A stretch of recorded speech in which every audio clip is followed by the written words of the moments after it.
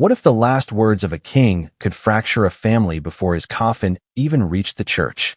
What if the final wish of a monarch, delivered with all the gravity of centuries of royal tradition, could bring a grown man, Prince Harry, a prince who has faced scrutiny, exile, and heartbreak, to the edge of tears in front of the world?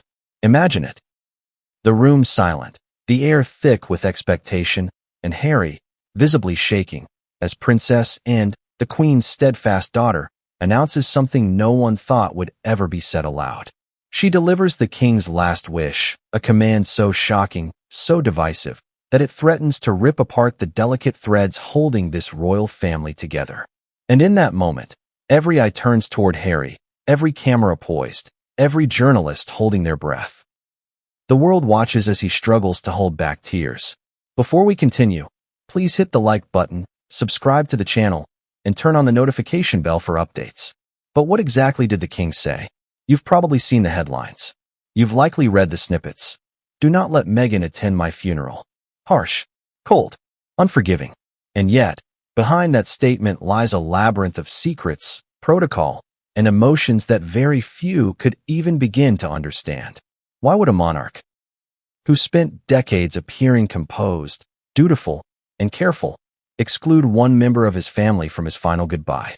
And more importantly, why was Harry, someone who has fought publicly for love, fairness, and family, caught in a storm he could neither predict nor escape? To understand, we need to rewind. Because this story isn't just about a funeral. It's not just about Meghan Markle. It's about decades of tension, hidden resentments, alliances forged in whispers, and decisions made in shadows. It's about a family that lives under constant scrutiny, every smile, every word, every glance examined, dissected, and broadcast across the globe. And on this particular day, all of those pressures collided in one room, in one moment, when Princess and revealed the king's final wish. Harry's reaction wasn't simply about protocol. It wasn't about rules or tradition. It was about the deep emotional rupture between expectation and reality. For a man who has experienced public humiliation, media attacks, and the wrenching distance from his family, this was another level of betrayal. Imagine being told that someone you love, or in this case, your spouse, your partner through storms and triumphs, is barred from honoring the very person whose crown your family has carried for generations. It's a blow that cuts deeper than any headline could capture. And yet, Harry did not explode in anger. He did not storm the room. He simply sat, caught between loyalty, grief, and an impossible decision. The question you have to ask yourself is this: what would you do if faced with such a choice?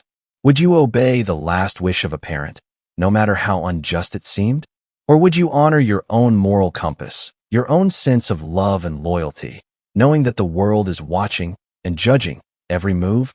Harry's dilemma is the perfect storm of emotion and duty. And it sets the stage for a drama unlike anything the royal family has seen in decades. Now, let's talk about Princess Anne. The princess has long been known for her stoicism, her commitment to duty, and her unwavering adherence to royal protocol. But even Anne, the daughter of a king who spent his life balancing personal will with public expectation, must have felt the weight of delivering such a message. Can you imagine standing in front of your own nephew, telling him that his wife, his partner, the mother of your great-grandchildren, is forbidden from attending a family funeral? There is no easy way to soften that blow. There is no protocol for mitigating the emotional fallout. Yet, Anne delivered it with precision, with the calm of someone who understands the magnitude of both the message and the audience. And that is where the story becomes even more compelling. The juxtaposition of calm, calculated duty, and raw, human emotion. It's a tension that grips you, that makes you lean in, that makes you question every move, every word, every glance. But the drama doesn't stop there. Because while Harry was grappling with this revelation, the world outside was already reacting. Social media exploded. Headlines screamed. Twitter became a battleground, and private messages leaked faster than anyone could stop them. For the first time in years, Harry was not just a prince facing personal struggles. He was a symbol of a growing schism within one of the most scrutinized families in history. Every story, every rumor, every whispered conversation became amplified. And every choice Harry made would have ramifications far beyond the walls of that stately room. And then there's Meghan. Meghan Markle, who has been both vilified and celebrated in public life, now found herself at the epicenter of yet another royal storm. The exclusion was not just a personal affront. It was a public spectacle. A declaration that could not be ignored, spun, or rationalized away. What did Meghan think? How did she respond? And more importantly, how did Harry navigate the delicate, painful balance between honoring his wife and respecting the king's last command? This is where history and emotion collide. Because the monarchy has always been about appearances, protocol, and tradition. But it has also been about human hearts, human relationships, and human failings. And when those two forces clash, tradition versus love, duty versus emotion, the consequences can be seismic. In the case of this funeral, the fallout was immediate, personal, and potentially historic. The very fabric of the royal family seemed to tremble under the weight of a few words. Do not let Meghan attend my funeral. But let's take a step back for a moment. Why now? Why does this story matter today? Because we are living in a time when the monarchy is no longer untouchable. When every decision, every decree, every gesture is scrutinized, analyzed, and debated in real time by millions across the globe. The exclusion of Meghan from a funeral is not just a private family matter. It's a cultural event, a media spectacle, a story that speaks to issues of loyalty, modernity, and the evolution of a centuries-old institution. And for Harry, who has spent years trying to carve out a life that balances public expectation with personal freedom, this moment is another test of endurance, courage, and heart. So as we begin this journey, I want you to keep a few questions in mind. What would you do in Harry's shoes? Could you face the world knowing that obeying a parent's last wish could devastate the person you love most? How do you reconcile duty and desire, tradition and truth? These are not easy questions. And they are not rhetorical. They are the heart of what makes this story so gripping, so human, so irresistible. And yet, despite the headlines, the leaks, and the speculation, there are secrets that have yet to be revealed. Conversations that happen behind closed doors. Emotional moments caught on camera, but never broadcast. Decisions made in whispers that would shape the course of this family's history. And one of the most shocking revelations, something that even Harry himself did not expect, has yet to come to light. But what came next would change everything, and no one saw it coming. What does it feel like to walk into a room where history, grief, and duty collide all at once? Prince Harry knew. He had rehearsed this moment 1,000 times in his mind, yet nothing could prepare him for the weight of what awaited.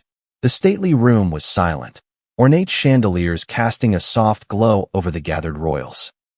Cameras were poised beyond the doors, but here, inside, it was just family, protocol, and the heavy tension of unspoken words. Every step Harry took echoed in the marble hall, each footfall a reminder that he was not just a guest, but a son, a prince, a man caught between loyalty and heartbreak. As he approached, his eyes met Princess Anne's. She was calm, impossibly composed, yet Harry could sense the undercurrent of tension running through her. She had the king's final wishes to deliver, and she would do it without flinching.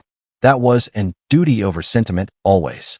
But for Harry, this calm was terrifying, because he knew that behind the composed exterior, something was about to unravel, something that would make every royal scandal he had faced before feel like child's play. The king's coffin lay at the front of the room, draped in ceremonial cloth, a symbol of centuries of tradition. It was beautiful. It was solemn. And yet, for Harry, it felt like a cage. Every royal in attendance knew the rules, the etiquette, the history of funerals and last wishes. But etiquette could not soften the blow of what he was about to hear. It could not prepare him for the words that would ripple through the room, through the media, and through Harry's heart, and began to speak. Her voice was steady, measured. She referenced the king's wishes, his dedication to tradition, and his desire to honor his life in a very specific way. Every word was deliberate, chosen to convey respect for the king, while also delivering a message that few could hear without feeling its sting. And then it came. The words Harry had dreaded. The words that would ignite a storm in the palace and across the world. Do not let Meghan attend my funeral. For a moment, The room seemed to stop breathing. The air was thick with tension. Every eye turned to Harry. Some looked away, perhaps unsure of how to process the announcement. Others, like William, seemed caught between shock and calculation, processing how to maintain composure while the dynamics shifted in real time. Harry, however, felt his chest tighten. His hands trembled. Tears threatened to spill over. This was not just a protocol issue. This was deeply personal. This was an emotional earthquake disguised as a royal command. How do you react to being excluded from a moment that is meant to honor life, love, and legacy? Harry didn't have an answer. He could feel the eyes of his family, the weight of history, and the unyielding presence of the cameras pressing down all at once. He wanted to speak, to argue, to defend Meghan. But protocol, respect for the king, even in death, held him back. He could barely breathe, yet he could not look away. The moment stretched, heavy and unbearable. Anne's announcement had not only excluded Meghan, it had shifted the power dynamics in the room. Every relative, every advisor, every aide now understood the stakes. It wasn't just about a funeral. It was about loyalty, about influence, about control. And in that moment, Harry realized something chilling. This was not just a message about one woman. It was a message about him, about his place in the family, about the fragility of alliances, the unpredictability of grief, and the raw, unfiltered consequences of following a life dictated by protocol. Harry's mind raced. Could he honor the king and still protect Meghan? Could he maintain loyalty without compromising his own moral compass? Every scenario he imagined seemed to fracture under the weight of emotion. Historical precedents offered no solace. Media speculation offered no relief. Only the quiet, suffocating reality of the moment remained. Meghan was barred, and he could do nothing, at least, not yet. And then, something unexpected happened. One of the younger royals, a cousin, someone normally quiet in these moments, whispered something across the room, a comment meant only for a select few. It was a small remark, easily missed by an observer, but Harry caught it. And in that whisper, he sensed a fracture, a crack in the otherwise impenetrable facade of royal stoicism. There was dissent here. There were opinions being formed. And for the first time, he realized that the story unfolding was not just about exclusion. It was about power, influence, and the delicate balance of family versus tradition. You could almost feel the room leaning forward, listening for the next move. Harry's pulse raced. The cameras beyond the doors were waiting. The media were already preparing their narratives, the tabloids ready to turn whispers into headlines. And all Harry could do was sit, caught between emotion and duty, knowing that one wrong move could ignite a scandal far larger than any headline, any leaked text, any public opinion poll.